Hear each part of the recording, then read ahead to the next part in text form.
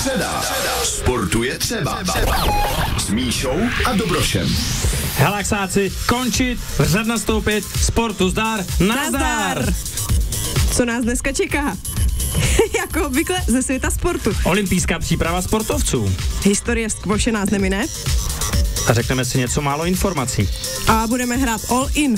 A to bude 660 kaček a dozvíte se za co. A potom už zdrháme. Padáme. Sportem. Říkali jsme si, že se podíváme na to, jak to vypadá s olympijskou přípravou sportovců. Já vím, že to vypadá trošičku divně, protože následující letní olympiáda se odehraje někdy v srpnu. Mišátko, ty budeš vědět přesně. Je to přesně 5. srpna za rok, nebo už necelý rok 2016 a bude to v Rio de Janeiro v Brazílii. Takže taková trochu exotika.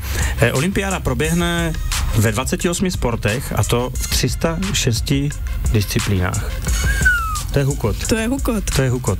Každopádně zpátky k těm sportovcům. Určitě, když koukáte na sportovní noviny, tak jako čím dál častěji se začíná ozývat, teďka je olympijský rok, olympijská příprava. Oni prostě se nepřipravují jako měsíc, 2, ale oni se připravují 4 roky. 4 roky ne, ale 2 roky před olympiádou už mají naplánovaný ti nejlepší sportovci kalendář tak, aby to sportovní vyvrcholení a aby ta forma gradovala právě v rozmezí toho 5. až 21. srpna. To mi přijde naprosto jako neskutečné. Jak vy to vidíte, jako, že byste jako na ten vrchol, jo, my chlapi asi těžko si dokážeme soustředit. Tak je to vrchol, no, tak jako člověk, když něco chce dosáhnout, tak asi musí makat, no, musí si to nějak rozplánovat a musí, no. No, to je jako zatnout zuby a, je to takové, jako je to strašně daleko, ale musí být nějaký plán, který denně musí plnit a blížit se k tomu. A teď si představte, že úplně, aby to klaplo, tak oni absolvují drtivá většina z nich vysokohorskou přípravu nadmořské výšce nad 2100 metrů, kdy se jim namnoží krvinky, je to přesně dáno, jak to funguje, trvá to nějaké 3 týdny, potom je tam 2 týdny pauza a ten kýžený efekt toho, kdy to tělo je úplně perfektně připravené, to trvá asi týden. Takže oni vlastně 2 roky dřou, jak všechno, nehledě na to, že dřou celý život. Pak valí do toho vysokohorského prostředí, tam se jim namnoží ty krvinky, teď nedej bože, že se to o 4 dny poplete, a ta forma jim vygraduje o 4 dny, než byl ten závod. Nechtěl bych být sportovcem asi, no. Jakože bys nechtěl být tím sportovcem a toulat se pod těmi olympijskými kruhy. Je to strašná dřina, člověče. Nevím, jestli těch pár okamžiků, samozřejmě fantastických. A pár milionů. Za to stojí. Těch pár blbých milionů. Dneska už tam jsou i prachy. Ale byly doby, kdy tam nebyly prachy, kdy tam byla fakt jenom ta sláva, jo. Pořád sporty, ve kterých ty peníze nejsou, takže je to určitě peněz ve skvoši. Kolik si viděla takový mistr světa ve skvoši? Tak ten je v balíku. Taky tam jsou velké prachy. No ale tak třeba srovnatelné s hokejem nebo s basketbalem nebo s rugby, tam to asi nebude. My jsme skromní. Takže tolik k olympijské přípravě a na ten skvoš se podíváme už za chvíli. Žijeme sportem. Přesně tak a my teď chvíli budeme žít skvošem. Tak mě napadlo, když jsem přemýšlel nad tím, jak ten skvoš jako čím je tak atraktivní, čím je tak zajímavý, tak jsem si všiml, jak důležité je, jak se ten sport jmenuje, jo? Poslouchejte třeba. Ping pong. Házená. No ale taky je tam slovíčko, které některým lidem do dneška dělá problémy, jestli se tam píše KV nebo KV. Házená. Teď tenis. A teď máš třeba squash. Rugby. Jo. Teď jsem se nechtěl dotknout nikoho, jo, ze sportovců, ale... dotkl. Ale možná trošičku, jo. Každopádně, co se týče toho historie squashe, tak sledujte. Teď jako nebudete tomu věřit, ale je to tak. To by se dopředu, Míšo, omlouvám. Je historicky nejstarší závodník squashe, který doposud hraje tady na Ostravsku, je po mé pravici a je to právě tady Michaela. V Ostravě není nikdo, kdo by déle hrál závodně squash. Tak to... Kolik ti asi tak je?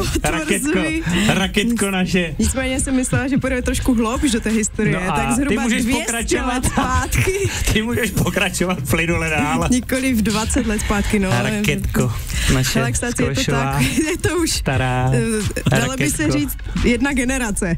No, nicméně, vraťme se trošku hloubš, takže squash vznikl na počátku 19. století, je to fakt nevíře, už to 200 let, co je squash mezi námi a zažil obrovský boom, k nám se dostal fakt až před těmi 20 lety, takže 180 let jsme o něm nikdo nevěděli a teď máme šanci to všichni napravit. Jsou takové dvě verze, že prý vznikl ve vězení, protože tam jsou holé stěny, takže proč je nevyužít? Vzít kousek gumy a napálit to do zdí. A už to tam lítalo zleva vprava. A druhá forma historické průpovídky, jak vznikl squash, je, že angličtí studenti na škole Hero chtěli hrát tenis, ale tenisové kurty byly úplně plné, takže se tam nedostali a proto vzali míček gumový a začali s ním mlátit jenom tak do té tréninkové zdi, jak to u tenisu bývá a zjistili, že to je docela zábavné a vynutili si postavení prvních 4 squashových kurtů v roce 1864 a od té doby se squash stal i oficiálním sportem. Tak to je šupice. No a já jenom doplním, squash aktuálně hraje 30 milionů lidí po celém světě. A pokud vy pořád netušíte, co to je ten squash a chtěli byste ho vyzkoušet, tak poslouchejte a dozvíte se, jak ho můžete hrát celý měsíc za 660 korun českých. Žijeme sportem. Relaxáci, teď bedlivě nastražte vaše slechy. Budeme hrát all in, neboli squash all in. Michaelo, o co jde? No, celý měsíc, každý den, squash. No, za co? Co za to? Za 660. Si děláš srandu, ne? Fakt. Počkej, Každý den kolik si tak jako myslíte, že třeba ten squashový kurt na hodinu stojí? Protože já mám pocit, že si všichni myslí, že to stojí prostě strašně jako, že to je pro bohaté, že to je golf. No a je to úplně jak beďas. Je to úplně jak beďas. Je to jak beďas. 280. Lidovka. Tak 280, tak to je v tom hlavním čase, že? No jasně, pro študáky za 120. Přesně. Ale aby nemohl plakat vůbec nikdo, tak ve sportovním centru Fajné přišli s neskutečnou pokrovou nabídkou. Squash all in. Celý měsíc, každý den squash. Od rána do 17 hodin, od 20 do 21 hodin, celý víkend. A ještě ale od 17 do 20 taky. Taky, s 20% slevou. Přesně, to je vlastně největší sleva, kdyby si měl, už není větší sleva. Ne, největší sleva. Celý víkend za 660 korun a kdybyste ještě jako brečeli doma, ty vogo, tak to už je dobré, 660 korun, když půjdu každý den, tak mě to stojí 2 korun, 20 korun? 20 korun? Tak mě to stojí 20 korun. No jo, ale miláčku, víš, že to nemám s čím hrát. A oni tam mysleli na všechno. V rámci akce Squash All In za 660 korun na měsíc si můžete vybrat ze 3 žolíků. A to buď si vyberete míček za 110 korun zdarma squashový, nebo omotávku squashovou za 110 korun zdarma, a nebo máte celý měsíc každý den půjčovné zdarma. To znamená míček a 2 rakety. To je pecka. To je super. Za 20 korun? Oni tam asi padli na hlavu. Tak kdy jdem? Ne? Co to nechceš? Já pořád sedím v rádiu, člověk, já nemůžu. Hele, nemohli by se ten zkoušový kurz dotáhnout tady, jako?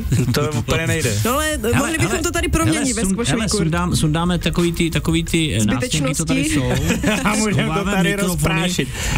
A naplácáme to do stěn. No to nevím, jak by to dopadlo. Ne. To by bylo složité. Takže relaxáci, naposledy. Squash all in.